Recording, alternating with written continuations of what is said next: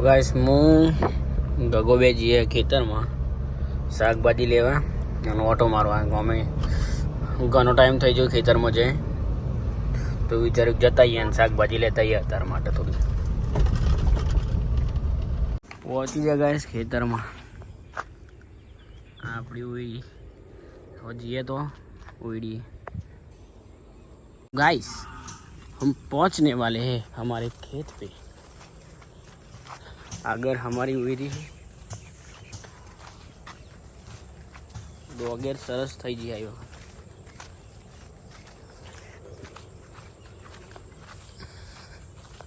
और आप देख सकते हो बाहुबली को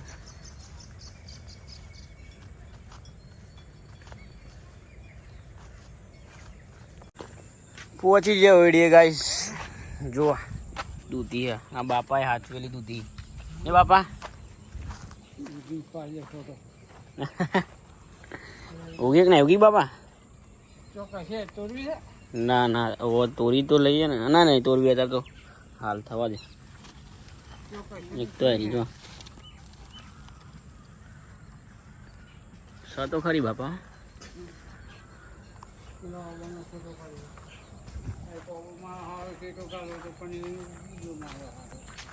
तो होगी जो आई रोकवानो तो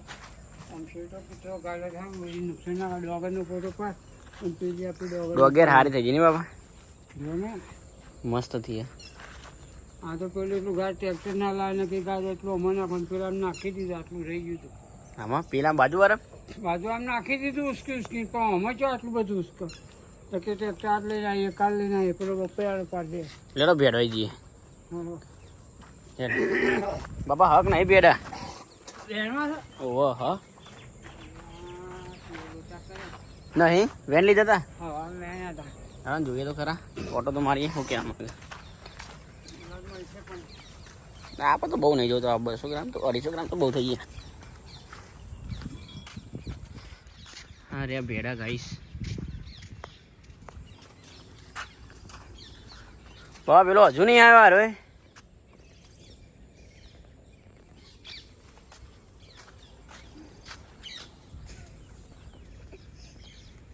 बाहुबली को देख सकते हो गाइस आप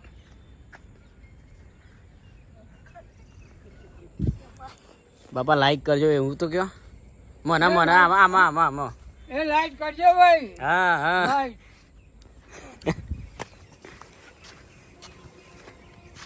કલર કરાવી દઈશું બાપા પાછો બદલાવાનો પાછો બદલાવાનો નહીં થવાનો હજુ આ તો કર્યું છે આ તો આપણે જૂના ટ્રેક્ટરનું છે ને હોવા નહીં પેલું તો નવું કેટલા એ તો ઘેર પડ્યું મને તો ઓટો કાઢી છે ને મને છે એ તો ને આ પેલી ડોગરનો પેલો ફોટો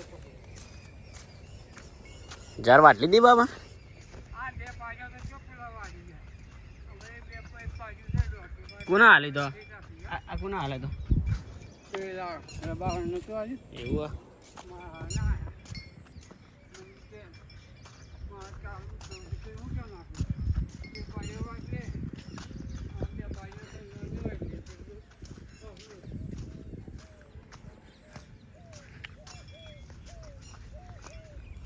મંદિર આવી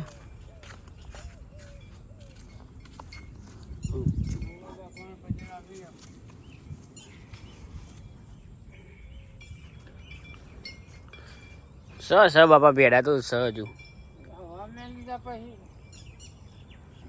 सभी वेण रहे हैं बेड़ा देख सकते हो आप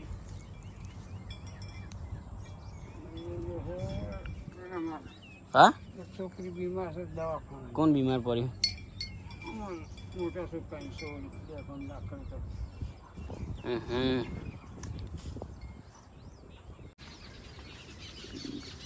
तो गाइस તમે રોજરો નહારો માટે દેશી જુગાડ જોઈ શકો છો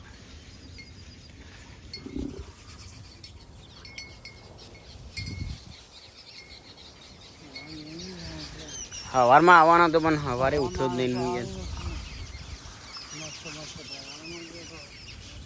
વેનાટ વગર ના ને બાપા તું એવું લે પગ ચડાવ્યા ભેડા બરાબર પગ ચડાવે ડફોર જો બાપો પૂછ્યા મજબૂત હતો અંદર ખેતરમાં.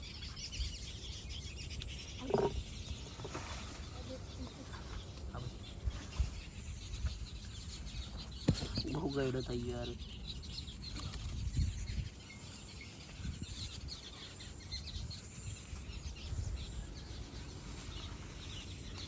તો ગાઈસ સવારે જ ભેડા વેણી લીધા એટલે ભેડા બહુ છે નહીં, પણ આ તો શાક કરે જેટલા મળે લઈ લઈએ.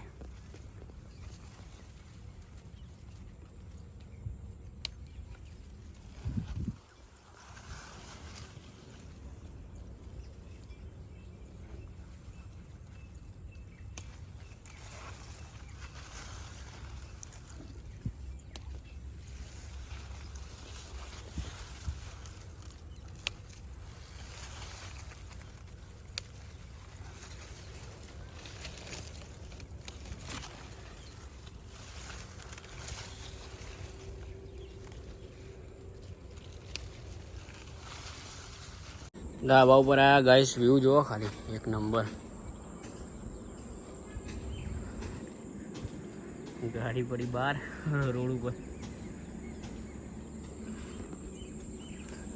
શાકભાજી માટે ભેડા દૂધી ને એવું લઈ લીધું છે. હમણાં આયા ને ભાઈ ઘણો ટાઈમ થયો કેવો. એ બાપાનો દેશી જુગાડ જો આ રોજ રો ના આવે એના માટે. ઉગાવ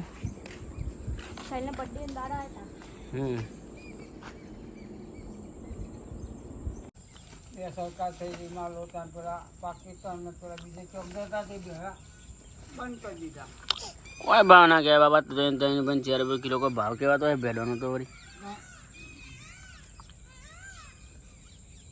માર ખાવા જાય ઉપર ભેડો તો નહીં. અને ભોળાવાળાને 3 રૂપિયા 2 રૂપિયા કિલો ભેળા જાય એ શું ભાવ થયો? પણ એ લોકો જેવા ખેતરમાં એવા ભલે એવાની ગાડી આવે એટલે કોઈ અલગ ઉતારે, અને આપણા લોકોની ગાડીઓ જાય એ ભેગી ઉતારે. એ લોકો વકલ ના પાડે, જેવું ખેતર વહેલા ને એવું જ પાઉસનું ભરી ગાળો. એટલે આપણા 200 જેવા 50 હોય જ જાય. અડધા મેં અડધું થઈ જાય. એટલે હું પેલી ઘંટ બધી ભરી હોય એટલે એ તો ક્વોલિટી બધા વેનાટ કરવા તો સારું જાય. શું કરવું હોય આ બધું વેનાટ કરીને મોકલતા એટલે આપણને એટલો જ ભાવ બરાબર કે બધો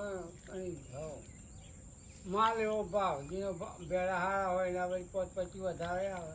આપણો આપણે જાય 100-150 કિલો જાય. પહેલા બચપત થયું છે આવીએ તો થયો તારે 500-600 જતા હતા. પછી આ તો એકદમ ડબ્બો થઈ ગયો જેમ માલ વધ્યો. ઠપ પડી ગયું સારું નહીં બધું. હોય તો હંધી રાખવાનું પછી રોટરી મારી દઈશું. એ તો જ થાય. ખોટું દારીઓના પૈસાના નેકદ રાખીને કરવાનું ના રખાય. બસ ઘઉં ઠોકી દેવાના પછી. હા કામ કરી દિમાગ નહીં ને કરતો તું લે શું દીધું. અમે જઈએ હવે ઘેર ખેતરમાં. મળીએ હવે નવા બ્લોગમાં. બ્લોગ ગમો તો લાઈક કરજો, શેર કરજો, સબસ્ક્રાઈબ કરજો. જય દ્વારકાધીશ.